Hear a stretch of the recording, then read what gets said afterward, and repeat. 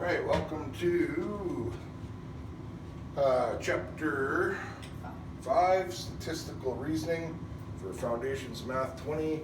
I'm back with my daughter. We finished off Chapter 4 last time, and we're just going to continue into our new unit on Statistical Reasoning. So let's take a look at this unit. Right here.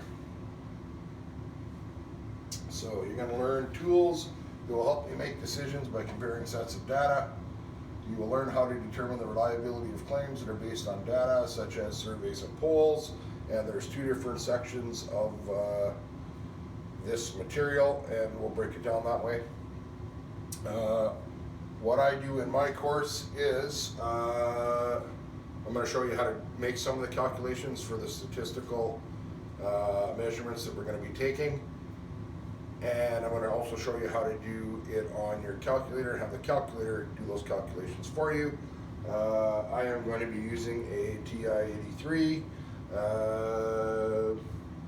You can use a TI-84 plus, TI-84, doesn't matter what calculator you use, so long as it has something close to these calculations. If you're using a different calculator, read your instruction manuals and figure it out. My view is that the calculator is a tool, and we live in a technological age where we should be able to use those tools to save us time, but you should understand the theory behind the calculations, how to do it, but ultimately you're going to have to program on the calculator to do it for you. So you understand the theory, but we're going to use the calculator to assist us and save us some time. Fair enough? Good. So let's look at statistical reasoning. So this is reasoning involved in successfully dealing with or required in response to arguments that depend on statistics or probability. So we hear about statistics, we listen to the news, we hear about statistics of 440,000 deaths each year caused by smoking, right? That's a statistic. There's always those people who say, oh wait, but my grandma was 90 years old and she smoked every day of her life 3 packs of cigarettes a day and she didn't have cancer. True enough, right? But that does not diminish the overall survey that takes into account more than just your little granny at 90 years old, right? And we are going to be looking at some of those reasons for, or some of those calculations and how those things are done to come up with these types of statistical information that's based on probability and based on a certain number in the population. Right now with the coronavirus, we're looking at statistics of how many people are infected versus not infected, right? Let's go down to this, exploring data. I'm going to just move this up a little. Okay. So, explore the similarities and differences between two sets of data. So, for example, we have, on this next slide here, right, 2 sets of data for 30 car batteries, right? And how long those batteries last for brand X and then for brand Y, right? So these numbers, 5.1, 6.2, 6, 6.3, this is how many years these batteries last, right? So out of those 30 batteries. Paulo needs a new battery for his car.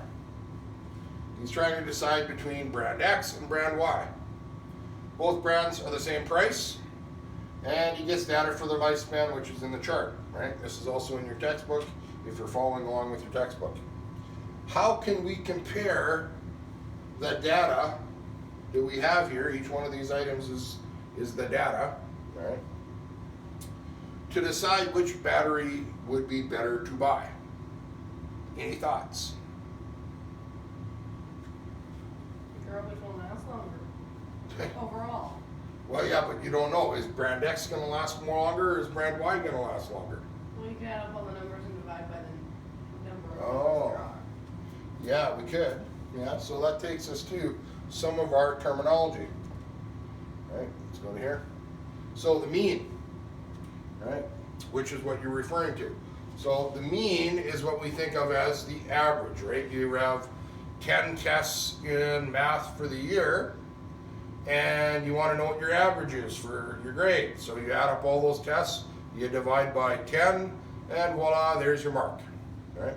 Well, the mathematical term for that is not average, it's actually mean, right? So we add up all the data and divide by the number of items. So yes, you're right, we're going to add up those 30 items, divide by 30, because they're 30 items, and that will give us the mean, the average lifespan of brand X. And then we'll do the same for brand Y, and we'll compare them.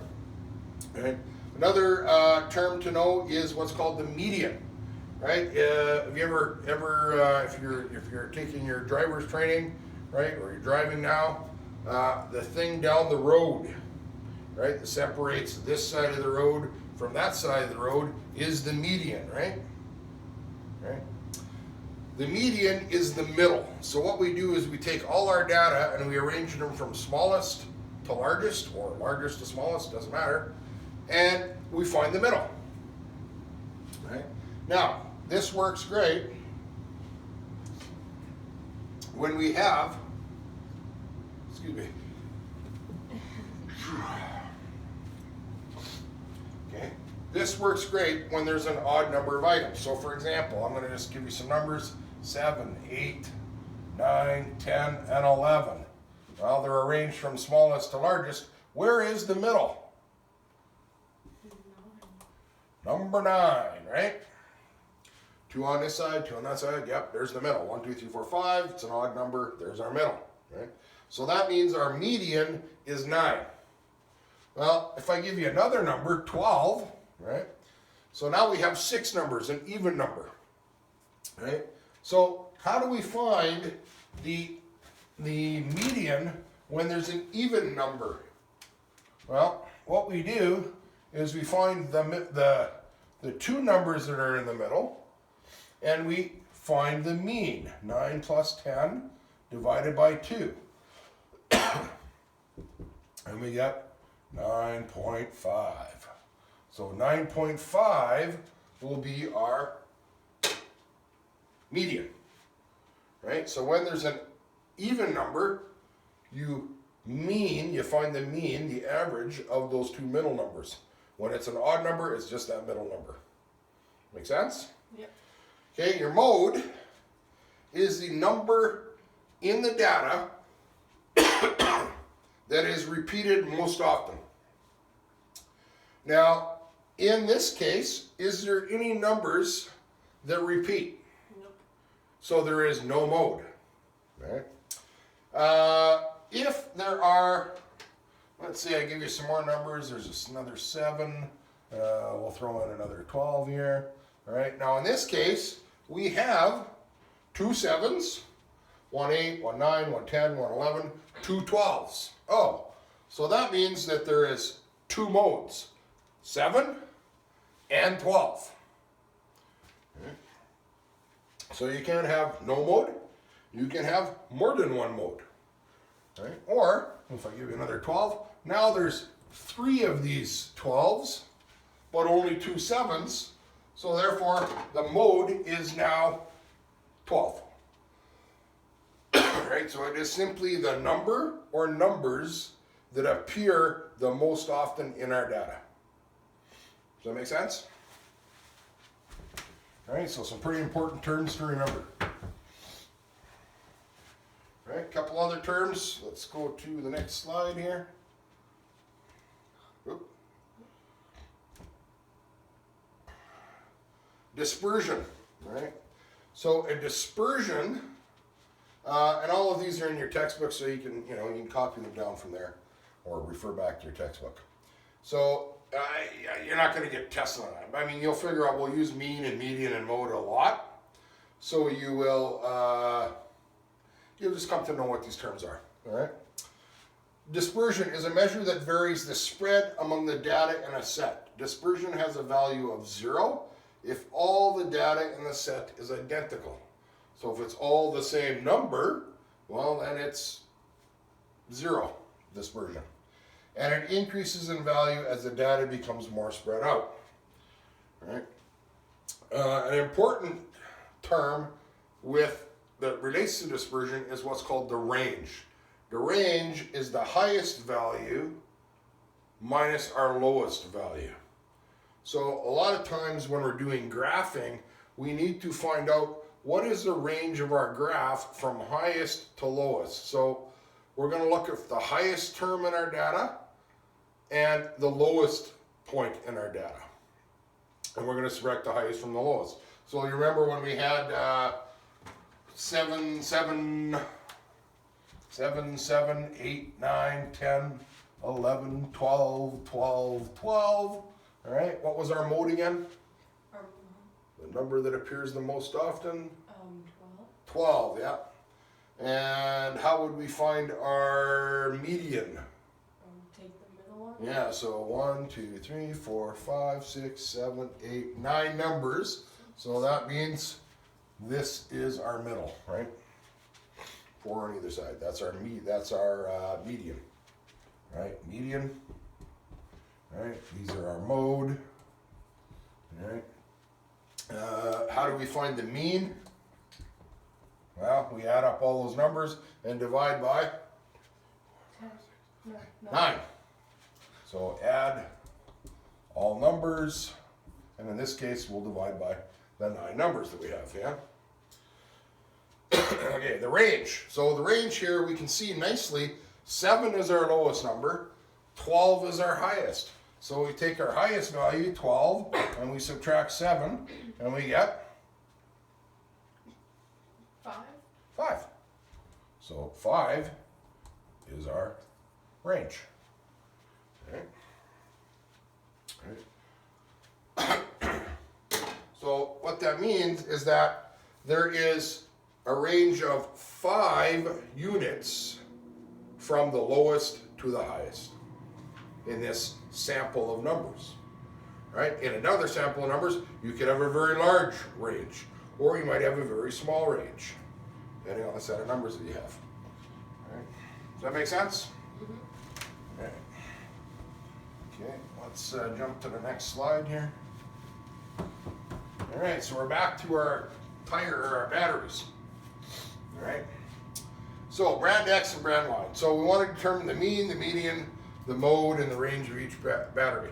Right. So what we're going to do is we're going to figure out for brand X the mean, the median, and the mode, and then for brand Y we're going to figure out the mean, the median, and the mode, and then we'll look at what that information tells us and if that information will, or which parts of that information will better help us to compare the two batteries. All right, so this is where your calculator is going to come in. All right, so I want to explain first off how we would do this. All right, so when we're finding the median, right, what do we have to do to find the median? We need to arrange all our numbers from smallest to largest, or largest to smallest, and then simply find the middle. Okay? And we're not going to do that right now. All right? The mode. Well, the mode is the number or numbers that appear the most often. So we could just look through our data and look for numbers to repeat. Can you quickly see in brand X if there's any numbers to repeat that stand out? I see 2 5.7s. All right. Just going to circle those. There's 2 5.7s. 5 does. Which one? 5. A 5? No. 5.0, 5.0. There's 2 of those. Anything else that's more than two things? More than 2. Yeah.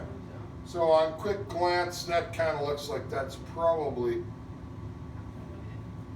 the number or numbers that appear the most often. So I'm right now I would say it looks like 5 and 5.7 are going to be our modes. So there's going to be 2 modes for this. All right. We'll list them out. If you list them out from smallest to largest, it's a lot easier to see them repeat and count the one that's the most often. We are going to use the calculator to tell us whether or not they're which one is the mode. We're also going to use the calculator to arrange all those numbers for us in ascending or descending order, so from highest to lowest or lowest to highest. Okay. To find our mean, what are we going to do? The mean. The mean? Oh, add them all up and divide by. Right, so we're going to add them up and divide by 30 because there's 30 car batteries, yeah? Yeah. All right, so what I want you to do is I want you to take out your calculator and turn it on, okay? So you find your on button, yes? All right, you have any questions about finding your on button? No.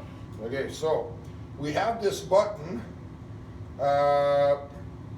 it says a second function, right? And we also have a button called y equals.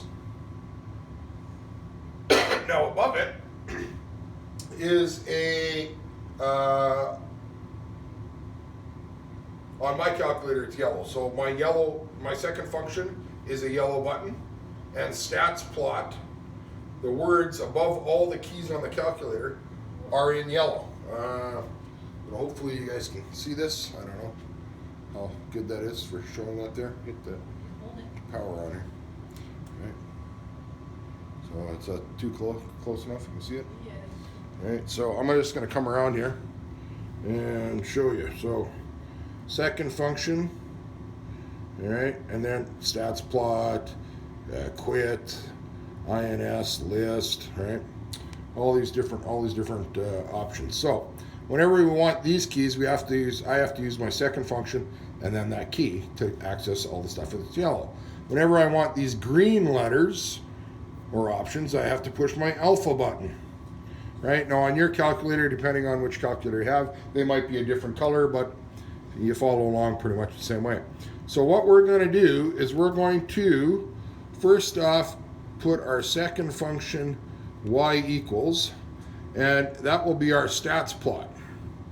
And it should say stats plot number 1, and it might say off or on. And we're going to hit enter. We're going to hit enter. And now we get a screen that looks something like this. And we want to turn our stats plot on. And then we're going to use our arrow keys to go down to type, and we're going to go over. Oops. Look at my calculator for a second. Oops. Oh, we got to hit enter. Can't see where my cursor is. Okay, number 1. Number 1 on. Ugh, why is my arrow keys are not working now? Oh, there we go. Okay, so we're going to choose the graph that looks like a bar graph. It looks like the bar, and when it's on there and it's we just push enter. Okay, and that'll set it. Then we're going to go to a second function, and we're going to quit and get out of there. Then we're going to push this button called stat. And it says edit, calculate, tests. We're going to choose number 1, edit. And we're going to see something that says L1, L2, L3 up on top. If it doesn't say that, then we'll reset your calculator so that it does. And you may have some data in there. So what you're going to do is you're going to take your cursor keys, move up to L1, and you're just going to push clear and then enter. And whoa, like magic, all the numbers disappear. Now, if you haven't got any numbers in there, no problem. So we're going to do the same. I'm going to do the same thing with list 2. I'm going to move over to list 2, and I'm going to push clear and enter, and everything's gone. And then I'm going to go back to L1. Right? So we have 2 lists. Are you with me? Yep. Okay. So hopefully, if you're out there in the internet land, you're with me as well. So under L1, okay, we're going to write all this data under L1. I know it takes a little bit of time, but the thing is, once you have it, then it'll be there, and we can do a bunch of different calculations with that data. So it takes a little bit of time to set this up, but a matter of a couple seconds to do a whole bunch of calculations that would take us a lot longer to do if we did everything ourselves. All right.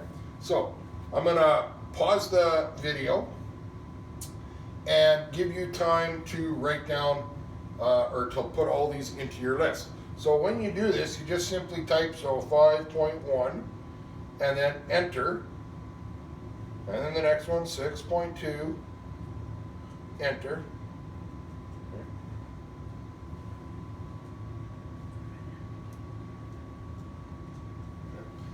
Or you can use your down arrow key. But I like enter because then you know each time that you've entered it into your calculator. So we're going to pause this and then we'll come back and we'll have all this data entered into L1. Then while we're away, we'll also go to L2 and we'll enter all of this data in so we can do some calculations on it after. Yeah? All right, we'll see you in a minute.